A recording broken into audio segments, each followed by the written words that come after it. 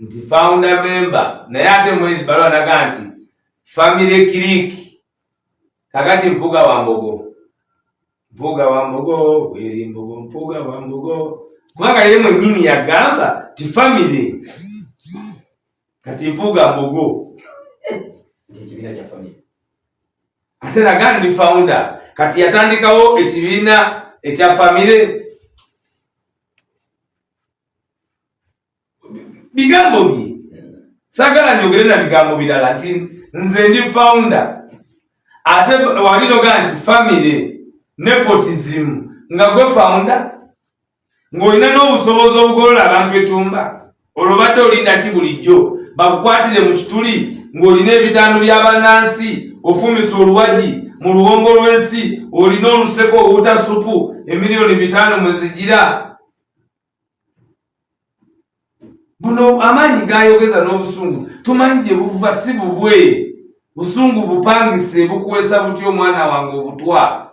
Olutalo lumerusewo mu kibiina kya National Unity Platform oluvannyuma lw'omukulembeze oba Deputy President Mathias Mpuuga Nsamba okuva olunaku lwajjo nakola press conference n'ayisaamu ekibiina ekitiibwa amaaso kwoteeka n'omukulembeze w'ekibiina kakati nno musajja mukulu amanyikiddwa nga Waiswa mu Fumbiro amwambalidde nkugambye luno mujja kubeera nga muluwulira ate Honorable Betty Namboze ayina naye byatangazizaamuko ku musajja mukulu Mathias Mpuuga Nsamba nkugambye ebiri eno saidi yeno sibirungi yadde n'akamu n'akeddagala era gwe ow'omutima omunafu nkusaba munnange vidiyo eno oyinza ogenda maaso n'okubeera ng'oba oli awo ogita naye nikutegeeza butegeeza nti ate tukuleetedde ebyokusike bamaze ne boogera kiki era ani ali emabega wa musajja mukulu Mathias Mpuuga Nsamba jjukira olunaku lwajjo Speaker Anita Among Nalongo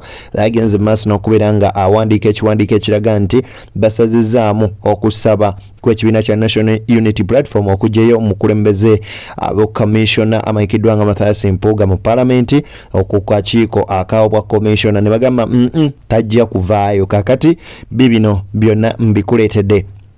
Njagala ogenda maaso n'okubeera nga nkusaba vidiyo eno gimpereka like etambulire eddala etuuke ku oyo gwandyagadde agende maaso n'okubeera nga agifuna mu ngeri emu nawe watana subscribinga nkugamba subscribinga ate tugende maaso n'okubeera nga tutambuza ensonga ffenna mpola mpola. Ekisooka bannayuganda bangi badde balindiridde nga beebuuza kikyenzirako kikyendowooza kikyenkola. Njala kuddamu ensonga bbiri enkyaleero okutangaza kyendiko. Ekisooka okukakasa bana NUP nti nkyali memba mujjuvu sinaba kuloota yadde okulowooza okuva mu kibiina kye natandika mu bwagazi ne mu kwewaayo ne mu kwefiisa. Singa nali njagala byangu nandibadde ngenda nabiriwo naye okutandika NUP ne bannange kwali bumalirivu na bwagazi bakolagana n'abalala okukyusa Uganda.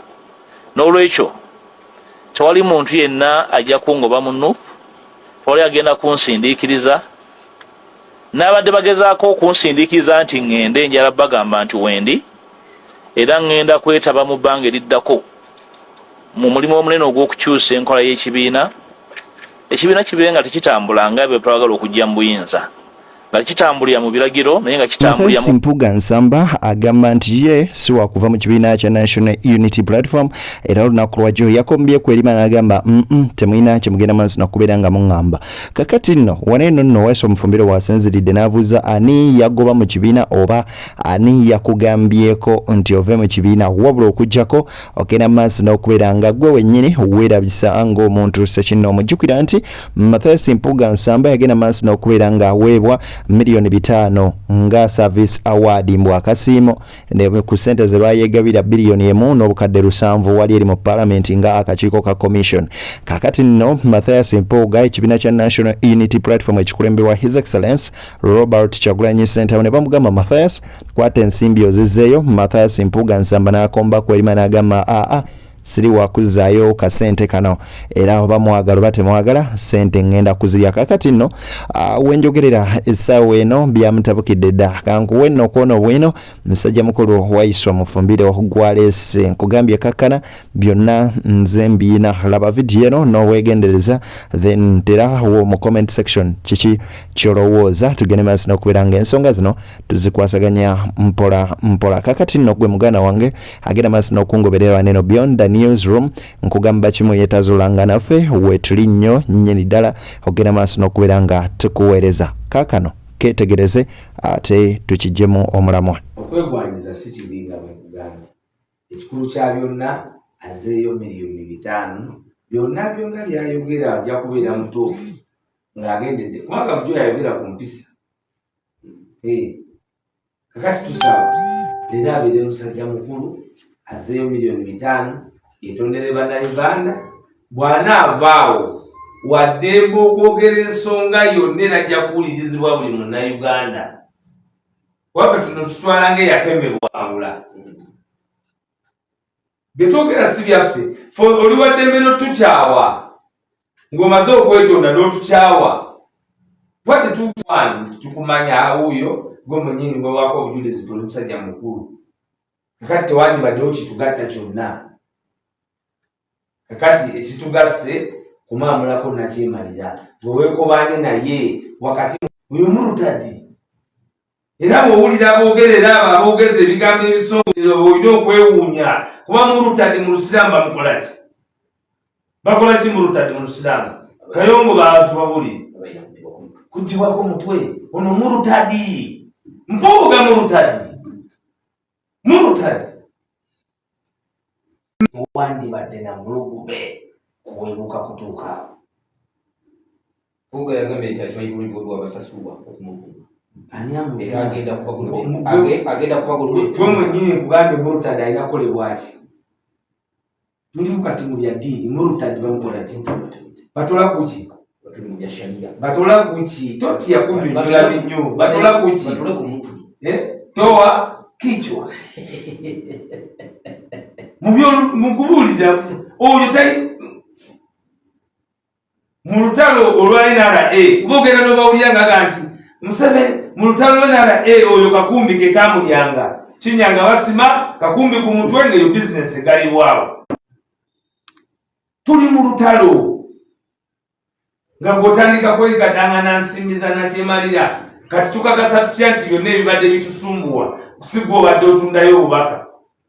Bakwata abaana ate abaana nga babeera beesize mmwe ng'abakulembeze baabwe balowooza muli bankyukakyuka. Ensonga eno Mpuuga gibaddeko nyo ekwata abaana olunaku agireeta kufulaka. Si buli lunaku naawe totuwuddisa bannayuganda na pulogulaamu eno. Ate era n'ebyokugireeta bagireeta nga tebagiriiko nga bandiiko. Oba yakugula buguzi oba oli wakugula buguzi tugambe nti byoyogera obeera ofeera bufezi. Kyakimanya kukeneka n'okkiriza kweyambise gwe nga bwe yakola kubanga awo olabira nti ensonga eno terina kukwatibwa nga temumwetangako. Anti nkugambye ye mwennyini yagamba nti yaliko mu meeting eri informu gye yayita informu. Era obujulizi bw'olukiiko olwo bwe buli. Ye mwennyini ne mu bbaluwa ye esooka yagamba nti I was called to an informal meeting. Munaye kati lino luzungu lwe atagamba musomesa. Bino by'amateeka sijja bigendako nyo yabikola lwaggulu. Omanyi n'omuntu atandika n'ebirala kati sijja bigendako nnyo. We yafuuka loopu n'alaba nga alina byongerako. Kakati ye mu bigambo bye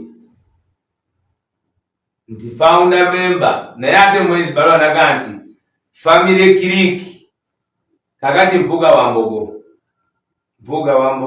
weri Mbogo Mpuuga wa Mbogo kubanga ye mwennyini yagamba ti family. Kati Mpuuga Mbogo ekibiina kya family ate naga ndi founder kati yatandikawo ekibiina ekya family. Bigambo bye sagala njogere na bigambo birala nti nze ndi founder ate walinoga nti family nepotism nga gwe founder ng'olina n'obusobozi obugolola abantu etumba olwo badde olinda ki bulijjo bakukwatire mu kituli ng'olina ebitando by'abannansi ofumisa oluwagi mu luwongo lw'ensi olina oluseko owuta supu emiliyoni 5 mwezigira buno amaanyi gayogeza n'obusungu tumanyi gye buva si bubwe busungu bupangise bukuwesa butya omwana wange obutwa lwaki okolera mu busungu obupangise nga bannayuganda bakwesiga byotabangako nabyo gwali mululu gw'okulowooleza nti kakati ebimuli by'okuzika bye by'embaga tukuteekerateekera kubanga teriiyo munnayuganda yali alowooza abantu bali bamanyi nti His Excellency Kyagulanyi bw'amala ne Mpuuga wuuyo ateekeddwa bulungi yavudde mu Buganda atambuza n'omwana afuze emyaka 10 naye katumuwe munnamasaka naye abimalirize baagala nnyo obudde kati katumuwe buli ofiiso President Kyagulanyi ali mu gavumenti Prime Minister Mpuuga atulewo ekitiibwa alina diguli simanyi meka abadde neki katambuze tulabe byonna biri ebyemberenge ezamutulukirako Masaka tubiziza ku mabbali tumuwadde essuubi yazena yali yalumika na bimuli byakuziika yamaiti inna lillahi wa inna ilaihi raji'un yadduse na bimuli byalumbe tuteeseteese erizi banquet roses flowers ebiwunya kalosa byonna birireetebwa byonna tubiwe Mpuuga tumugambe yoyoyoyo